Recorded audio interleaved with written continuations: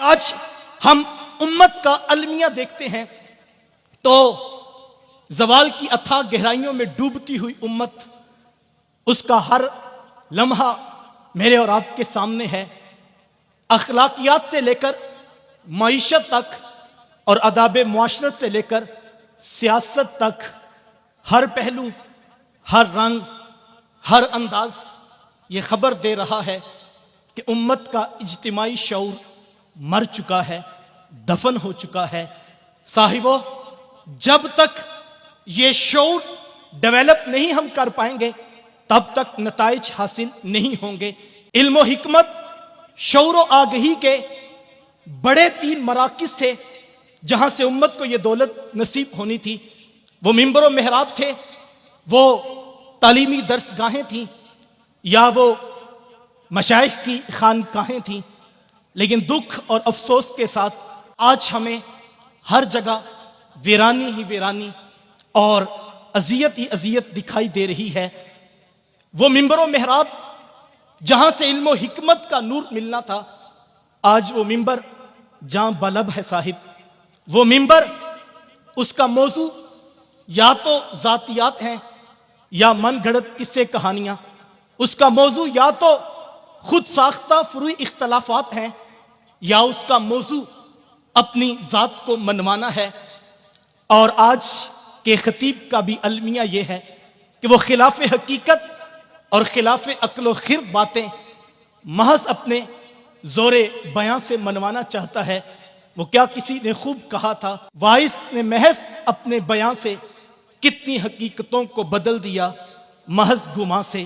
آج حالت یہ ہے کہ وہ منبر و محراب جہاں سے نور و نگہت، علم و حکمت اور شعور کے اجالے بٹنے تھے، وہ آج منبر محراب جہاں بلب ہیں۔ تعلیمی درسگاہیں تھی، عصری علوم کی یونیورسٹیز تھی، ان کی حالت بھی کسی سے مخفی نہیں ہے۔ ہم دیکھتے ہیں کہ آج جدید نسل کے سامنے لمبی گاڑی، اونچے محلات کا خواب، گلیمرس لائف سٹائل کا خواب اور جدید مغربی طرز کی بود و باش کا خواب رکھ کے امت کی فکر اور امت کا شعور چھین لیا گیا اور پیچھے رہ گئی تھی خانقاہ صاحب، تو ان کی حالت بھی کسی سے مخفی نہیں ہے۔ یہ وہ اماج گاہ تھی، یہ وہ چوکھٹ تھی جہاں آنے والوں کو علم و حکمت کا نور نصیب ہوا کرتا تھا، یہاں سے امت کا درد بٹا کرتا تھا، یہاں باہمی اختلافات کو ختم کر کے آنے والوں کی روحوں کا تزکیہ اور طہارت کا بندوبست کیا جاتا تھا۔ لیکن افسوس، اگر میں اقبال کے لہجے میں کہوں تو اقبال نے کہا تھا، اٹھا میں مدرسہ و خانقاہ سے غمناک، اٹھا میں مدرسہ و خانقاہ سے غمناک، نہ زندگی نہ محبت نہ معرفت نہ نگاہ۔ اور اہل مدرسہ کی فکر کی پسماندگی دیکھ کر اقبال چیخا اور اقبال نے کہا کہ گلا تو گھونٹ دیا تیرا اہل مدرسہ نے، کہاں سے آئے صدا لا الہ الا اللہ۔ اس سارے دردناک منظر نامے کے بعد آنے والوں مصطفی فقیروں، میں تمہیں مبارکباد پیش کرتا ہوں۔ آج مرکز مصطفیٰ کے دامن میں یہ ہزاروں لوگوں کا اجتماع، یہ علم و حکمت، شعور و آگہی پر جمع ہے۔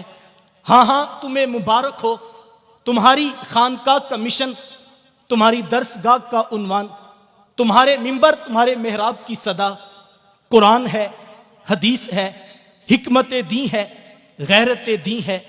ہاں ہاں، تمہارے لیے یہ خوش آئند بات ہے کہ تمہیں یہاں جب بھی آئے ہو سچا، خالص، سچا دین نصیب ہوا ہے۔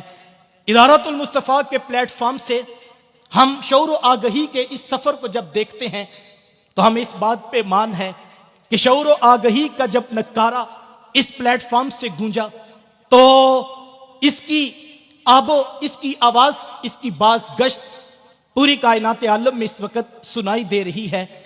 تمام شعبہ ہے زندگی سے وابستہ لوگ اس کی آواز کی طرف متوجہ ہیں۔ وہ کوئی گناہوں کی زندگی سے بیزار نوجوان تھا یا وہ حقیقت کی راہوں کا متلاشی کوئی اہل عقل و خرد سے شخص تھا، وہ اہل ثروت تھے یا کہ وہ غریب و مفلس لوگ جن کے پاس نہ متاع زندگی تھی نہ مقصد حیات تھا. ہاں اس پرفتن دور میں مایوسیوں کی اس دلدل سے فکر و آگہی کی ادارۃ المصطفیٰ کی اس آواز نے سب کو یکساں امیدوں کے چراغ بھی تھمائے اور ساتھ میں ایک پورا لاہ عمل عملاً ہماری آنکھوں کے سامنے رکھ دیا. ادارۃ المصطفیٰ کا وہ سفر جو 30 سال قبل شہر شہر نگر نگر کریا کریا درس قرآن کے نام سے شروع ہوا تھا، آج الحمدللہ اس کے دوسرے فیز میں اللہ کی توفیق سے میرے شیخ طریقت صبح سے لے کر شام تک پاکستان کی زمین کے اوپر المصطفیٰ اسلامک سینٹرز کے نام سے کبھی یہاں افتتاح کر رہے ہیں تو کبھی وہاں سنگ بنیاد رکھ رہے ہیں. یہ آنے والی نسلوں کے علم و حکمت اور شعور و آگہی کا عملاً بندوبست ہے جو آج ہم اپنی آنکھوں سے ہوتا ہوا دیکھ رہے ہیں. تمہیں یاد ہوگا ادارۃ المصطفیٰ کا ایک اور خاصہ یہ تھا کہ ادارۃ المصطفیٰ نے ہمیشہ امتی بن کر جینے کا مزاج دیا ہے. وہ نالائے فغاں جو ہم بچپن سے سنتے آ رہے ہیں، کابل سے کندھار تک، قلعہ جنگی سے دشت لیلہ تک، تورا بورا سے تکریت تک، موصل سے بغداد تک، جاوا کے ساحل سے لے کر رباط کے کوچہ و بازار تک. ہاں وہی نعرہ اور وہی نعرہ مستانہ جو ہم دیکھتے ہیں کہ ان کے ہر بیان کا حصہ ہے، ان کے ہر موضوع کا عنوان ہے. وہ گھر کی سادہ سی مسند ہو یا کہ وہ ممبر و محراب کا سٹیج ہو، وہ شب قدر کی رات ہو یا میلاد النبی کا جلوس ہو، وہ تنظیمی کوئی مجلس ہو یا کہ حلقہ یاراں، بات ایک ہے، عنوان ایک ہے، کلام ایک ہے، خلاصہ کلام ایک ہے. امت، درد امت، فکر امت، غلبہ امت، شوق امت، یہ وہ نعرہ مستانہ ہے جو ہم بچپن سے سن رہے تھے کہ بھٹکے ہوئے آہوں کو پھر سوئے حرم لے چر، اس شہر کے خوگر کو پھر وسعت صحرا دے. میں بلبل نالا ہوں اس اجڑے گلستان کا، تاثیر کا سائل ہوں، محتاج کو داتا دے. ہم بچپن سے یہ سنتے آئے صاحبوں، لیکن اللہ کی توفیق سے امت کی داد رسی کا یہ درد اور یہ نالہ فغاں نے جب اہل ثروت تک پہنچ کر ان کے شعور کو بیدار کیا تو میں تحدیث نعمت کے طور پہ کہوں گا چند مہینے قبل آپ نے دیکھا اسی آہو فغاں کا اللہ نے ثمر یہ دیا کہ القدس ویلفیئر مشن کی صورت میں امت کی داد رسی کرتے ہوئے ادارۃ المصطفیٰ کو یہ سعادت نصیب ہوئی ہے. آج میں اور آپ دل کی اتھا گہرائیوں سے اس در کا شکریہ ادا کریں. اس دہلیز کی مہربانی، یہ اس خانقاہ کا کرم ہے.